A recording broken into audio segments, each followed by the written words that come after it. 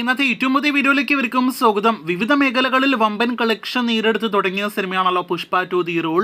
ഇന്ന് വന്ന ഏറ്റവും പുതിയ ഒഫീഷ്യൽ കളക്ഷൻ പോസ്റ്റർ പ്രകാരം അല്ലു അർജുൻ സിനിമ 294 കോടി എന്നൊരു വമ്പൻ റെക്കോർഡ് വേൾഡ് വൈഡ് കളക്ഷൻ ആണല്ലോ ഒരു ഇന്ത്യൻ സിനിമയുടെ പേരിൽ ഇന്നലെ കുറിച്ച് കഴിഞ്ഞിരിക്കുന്നത്. കേരള ബോക്സ് ഓഫീസിൽ നിന്ന് 6 കോടി 35 ലക്ഷം എന്ന ഈ വർഷത്തിലെ റെക്കോർഡ് കളക്ഷൻ നേരിടുത്ത സിനിമ ഇപ്പോഴത്തെ തമിഴ്നാട്ടിൽ നിന്നും ഓവർസീസിൽ നിന്നും, അതായത് വിദേശ രാജ്യത്ത് നിന്നും എത്ര കളക്ഷൻ നേരിടുത്തു എന്നൊരു റിപ്പോർട്ട് വന്നിരിക്കുകയാണ്.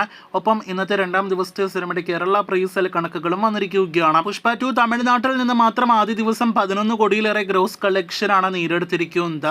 ഒരു അന്യഭാഷാ സിനിമയുടെ തമിഴ്നാട്ടിലെ ആദ്യ ദിവസം ഏറ്റവും ഉയർന്ന കളക്ഷൻ നേടിയെടുക്കുന്ന സിനിമയായിട്ട് പുഷ്പ 2 മാറിക്കഴിഞ്ഞിരിക്കുകയാണ്.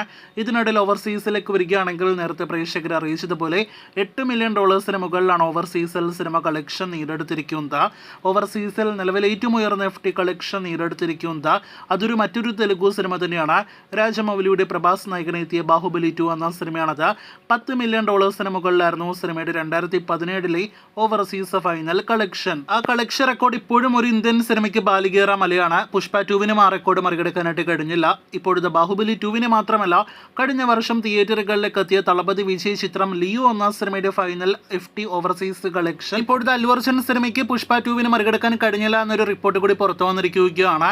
കോവിഡ് കാലത്തിന് ശേഷം തിയേറ്ററുകളിലേക്ക് എത്തിയ ഇന്ത്യൻ സിനിമകളിൽ ഏറ്റവും ഉയർന്ന FT ഓവർസീസ് കളക്ഷൻ നേടിയെടുത്ത സിനിമയാണ് വിജയുടെ ലിയോ.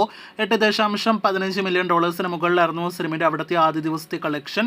ലിയോയ്ക്ക് തൊട്ട് താഴെ പുഷ്പ 2 $8 മില്യൺ നേടിയെടുത്താണ് FT ഓവർസീസിൽ തുടങ്ങിയിരിക്കുന്നത്. ഇനി പുഷ്പ 2 രണ്ടാം ദിവസത്തെ കേരള പ്രൈസിലേക്ക് വരികയാണെങ്കിൽ നെഗറ്റീവ് അഭിപ്രായം ലഭ്യമായ സിനിമയ്ക്ക് രണ്ടാം ദിവസത്തെ കളക്ഷൻ സ്വാഭാവികമായിട്ടും ഇടിയുമെന്നത് നിങ്ങൾക്ക് തന്നെ അറിവുള്ളതാണല്ലോ. ഇന്ന് 80 ലക്ഷത്തിൽ പരമാണ് സിനിമയുടെ കേരള പ്രൈസിൽ. ഇന്ന് കേരളത്തിൽ 2 കോടിയിൽ പരം ഗ്രോസ് ആണ് നിലവിൽ നാം പ്രതീക്ഷിക്കുന്നത്. നെഗറ്റീവ് അഭിപ്രായങ്ങൾ വെച്ച് നോക്കുമ്പോൾ ഇപ്പോഴും അത് ഡീസന്റ് തന്നെയാണ്. കാത്തിരിക്കൂ കൂടുതൽ വീഡിയോകൾക്ക്.